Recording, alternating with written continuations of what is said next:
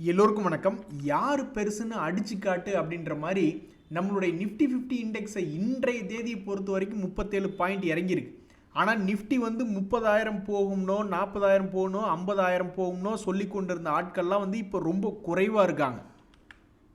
வேறு எந்த பொருட்கள் அடுத்த வருஷத்தில் பெரிய அளவில் நகரும் அப்படின்ற மாதிரி பார்த்தோம்னு வச்சிங்களேன், சில்வர் போன்ற பொருட்கள்லாம் வந்து 2026 பார்க்கும்பொழுது 2 மடங்கு ஏறிடுமோ அப்படின்ற மாதிரி இந்த Robert Kiyosaki rich dad poor dad book எழுதின ஒரு ஆத்தர் வந்து சொல்லிட்டு இருக்காரு.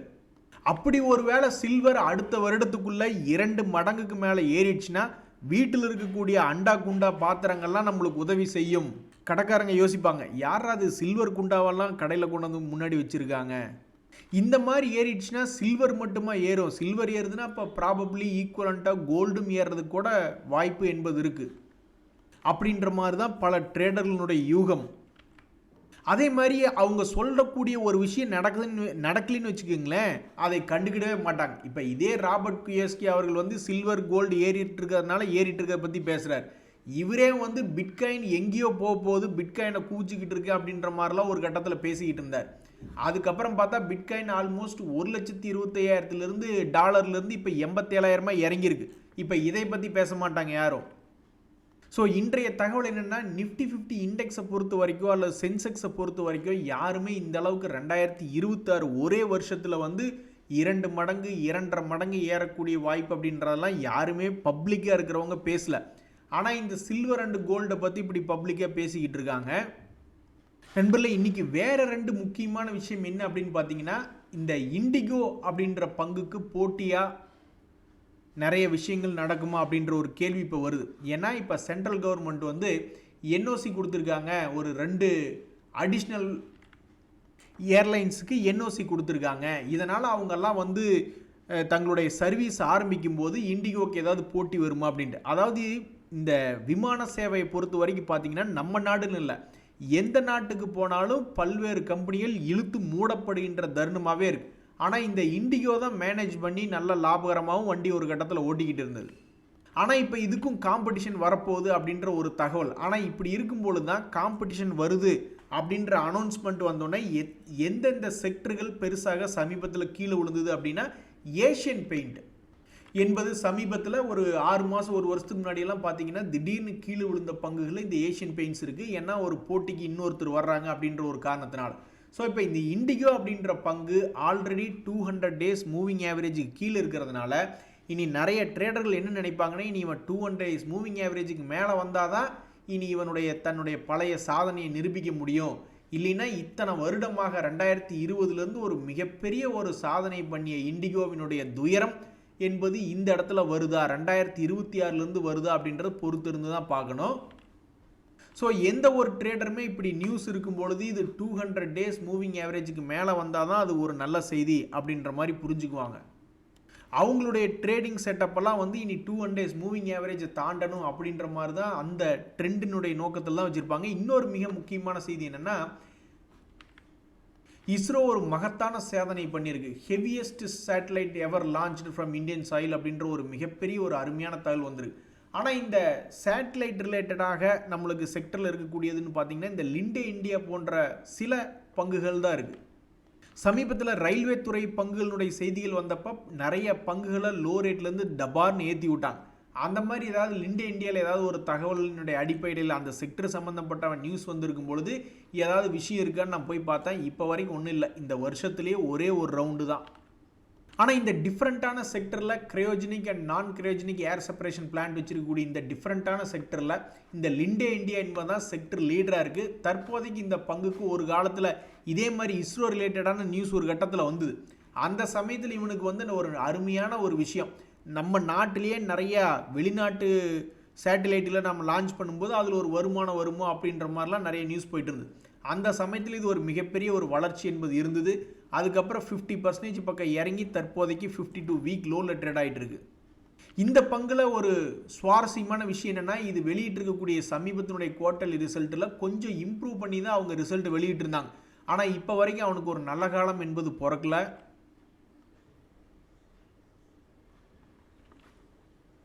நண்பர்களே, பழைய சோகத்தையே நம்ம நினச்சிக்கிட்டே இருந்தால் நம்ம வாழவே முடியாது. மறுபடியும் நம்ம உடம்பு வீக் ஆகிட்டே தான் போகும் அப்படின்ற மாதிரி இந்த 2025 வாங்கின அடி துரத்தி விட்டு ரோட்டில் போக விட்டு அடிக்கிற மாதிரி எத்தனையோ சம்பவங்கள். அதை எல்லாத்தையும் மறந்துட்டு நீ 2026 புதுசாக கான்சன்ட்ரேட் பண்ணாதான் நீ எதாக இருந்தாலும் ஒர்க் அவுட் ஆகும் அப்படின்ற மாதிரி கடைசிக்கு ஐபிஓக்களை பொறுத்த வரைக்கும் 2025 எத்தனையோ ஐபிஓக்கள் மகிழ்ச்சிகரமாக லிஸ்டிங்கும் மகிழ்ச்சிகரமாக இருந்தது. அதுக்கு மேலேயும் தொடர்ந்து ஏறி ஓரளவுக்கு மகிழ்ச்சிகரமாக இருந்தது. இந்த மீஷோ, க்ரோ, எல்ஜி இந்தியா இதெல்லாம் சிலது தான் என்னுடைய டாப் ஆஃப் த மைண்டு ஞாபகத்துக்கு வருது. என்எஸ்டிஎல் போன்றதெல்லாம், க்ரோ அது போன்றதெல்லாம். ஸோ அது மாதிரி இனி ஃப்யூச்சரில் இந்த என்எஸ்சி ஐபிஓ அடுத்த வருஷத்தில் வருமா, ரிலையன்ஸ் ஜியோ ஐபிஓ வருமா அப்படின்றதெல்லாம் தான் இப்போ ஒரு மிகப்பெரிய கேள்வியாக இருக்குது.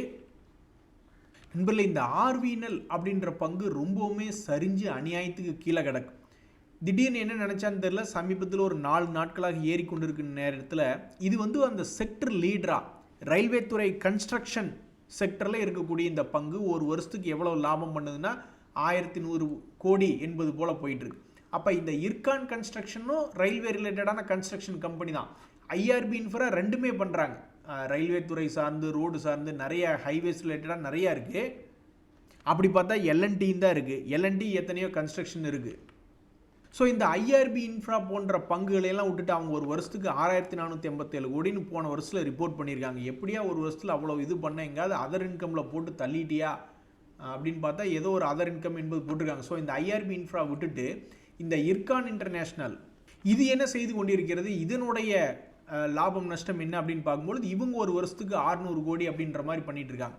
இந்த இர்கான் இன்ஸ்டேஷனும் ரயில்வே கன்ஸ்ட்ரக்ஷனில் தான் இருக்காங்க. அப்போ எப்படி பார்த்தாலும் இந்த ஆர்விஎன்எல் தான் இந்த செக்டரில் ஒரு லீடராக இருக்கக்கூடிய நேரத்தில் ஆர்விஎன்எல்னுடைய விலை தன்னுடைய 52 வீக் லோலேருந்து கொஞ்சோண்டு மேல் நோக்கி ஏறி வந்திருக்கான். இந்த இர்கான் கன்ஸ்ட்ரக்ஷன் 2வது இடத்துல இருக்கக்கூடிய ஆளும் தன்னுடைய வீக் லோலேருந்து ஏறி வந்திருக்கான். இந்த வருஷத்தில் இந்த 2 பங்குகளுமே ஒரு ரவுண்ட் என்பது இர்கான் இன்டர்நேஷனல் போயிட்டு வந்திருக்கு. இந்த ரயில்வே ஆர்விஎன்எல் என்பதும் ஒரு ரவுண்டு போயிட்டு வந்திருக்கு. ஸோ அடுத்த 2வது ரவுண்டு இந்த வருஷத்தில் போகாமல் அடுத்த வருஷத்தில் இது போக போகிறாங்களா என்ன அப்படின்றத பொறுத்து இருந்து தான் பார்க்கணும். தற்போதைக்கு ஆர்விஎன்எல் தான் ரயில்வே கன்ஸ்ட்ரக்ஷனில் ஒரு பெரிய ஆளாக இருக்கிறது. அதே மாதிரி ரெயில்டெல் அப்படின்ற நிறுவனமும் நம்ம ரயில்வே நெட்வொர்க்கை மாடர்னைஸ் பண்ணக்கூடிய முக்கியமான அதர் டெலிகாம் சர்வீசஸில் ஒரு மிகப்பெரிய ஒரு ஆளாக தான் இருக்குது. இதுதான் ஒரு செக்டர் லீடராக இருந்து கொண்டிருக்கிறது. ஆல்மோஸ்ட் ஒரு வருஷத்துக்கு 321 கோடி வருமானம் பண்ணி கொண்டிருக்கக்கூடிய இந்த ரெயில்டெல் கார்பரேஷன் அவன் இந்த வருஷத்தில் ஒரு ரவுண்டு போயிட்டு வந்துட்டு நீ அடுத்தது என்ன பண்ணலாம். அதே மாதிரி இந்த சாரதா எனர்ஜி அப்படின்ற பங்கு சமீபத்தில் கண்ணா பின்னான்னு வால்டிலிட்டி, அருமையான ஒரு வால்டிலிட்டி இந்த வருஷத்துலேயே ஒரு முறை 2 முறை போயிட்டு வந்திருக்கான். அப்படி என்னப்பா நீ ரயில்வே துறையோட பெரிய ஆளா அப்படின்னா, ரயில்வே துறை தவிர்த்து எல்லாமே பெரிய ஆளு அப்படின்ற மாதிரி நிறைய பங்குகள் 2-3 தடவை வால்டிலிட்டி போயிட்டு வந்திருக்கு. ரயில்வே துறை போன்ற பல்வேறு சில பங்குகள் பெருசாக 2-3 ரவுண்டு போகல. ஸோ இந்த வருஷத்தில் ஆல்மோஸ்ட் 2 ரவுண்டுகள் போயிட்டு வந்திருக்கக்கூடிய இந்த சாரதா எனர்ஜி அப்படின்ற பங்கு எந்த துறையை சார்ந்தது அப்படின்னு பார்த்தீங்கன்னா அயன் அண்ட் ஸ்டீல் அப்படின்ற செக்டர் சார்ந்தது. ஸோ ஒருத்தருடைய போர்ட்ஃபோலியோவில் இந்த மாதிரி வால்டிலிட்டியான பங்குகள் இருந்தால் கூட அப்பப்போ மேல் நோக்கி ஏறி வந்துட்டு கீழே போய்கிட்டு இருக்கு. ஸோ தற்போதைக்கு 200 டேஸ் மூவிங் ஆவரேஜுக்கு கீழே போன பங்கு திரும்பி மேல் நோக்கி வந்த பங்கு அப்படின்ற செய்திகளில் இந்த சாரதா எனர்ஜி மினரல்ஸ் அப்படின்ற பங்கு இருக்குது. நண்பர்களே, டாடா குரூப்பில் ஒரு மகிழ்ச்சியான செய்தி. அந்த டாடா டெக் தான் லிஸ்டிங் ஆனதுலேருந்து கீழே கவுந்தே படுத்திருக்கக்கூடிய பங்கு. ஆனால் டாடா கேபிட்டல் பார்த்தோம்னு வச்சிங்களேன், மிகப்பெரிய ஒரு ஐபிஓவாக வந்த பங்கு. ஐபிஓ வந்ததுக்கப்புறம் பெரிய அளவில் மூவ்மெண்ட்டே இல்லை. 330க்கும் 315க்கும் இருக்கிறதெல்லாம் ஒரு மூவ்மெண்ட்டா, ஆனால் அப்படி தான் 2 மாதமும் ஓடிக்கிட்டு இருந்தது. அப்புறம் கடைசி 2 நாட்களில் ரொம்ப காலம் ஒரே மாதிரி இருந்துட்டு திடீர்னு மேலே ஏறிய பங்குகள் அப்படின்ற மாதிரி செய்தி எடுத்து பார்க்கல. அதில் இந்த டாடா கேபிட்டல் அப்படின்ற பங்கு வந்திருக்கு. ஸோ சமீபத்தில் 315லேருந்து 355 பாருங்கள், 3 சந்தோஷம். டாடா கேபிட்டலும் சமீபத்தில் ஏறி இருக்கு, டாடா மோட்டார்ஸ் கமர்ஷியல் வெஹிக்கிளும் ஏறிச்சு, டாடா மோட்டார்ஸ் பேசஞ்சர் வெஹிக்கிளும் சமீபத்தில் ஏறிச்சு. ஸோ டாடா குரூப்பில் திடீர்னு ஒரு சின்ன இன்பம் என்பது வந்துக்கிட்டு இருக்கு. இது எத்தனை நாளுக்கு தொடரும் அப்படின்றதான் பல ட்ரேடர்களுடைய கேள்வியாக இருக்குது. அதே மாதிரி சமீபத்தில் ஐஜிஎல் இந்திரபிரஸ்தா கேஸ் லிமிடெட் அப்படின்ற பங்கு இந்த 2025 ரொம்பவுமே அநியாயத்துக்கு ஒரு வாலட்டிலிட்டியான பங்காக தான் இருந்திருக்கு. இப்படி இருந்திருக்கக்கூடிய பங்கு சமீபத்தில் 6 மந்த் லோ அப்படின்ற ஒரு விலையில் வந்திருக்கக்கூடிய பங்கு அடுத்தது இனி தன்னுடைய விலையை எந்த பக்கம் நகர்த்தும்.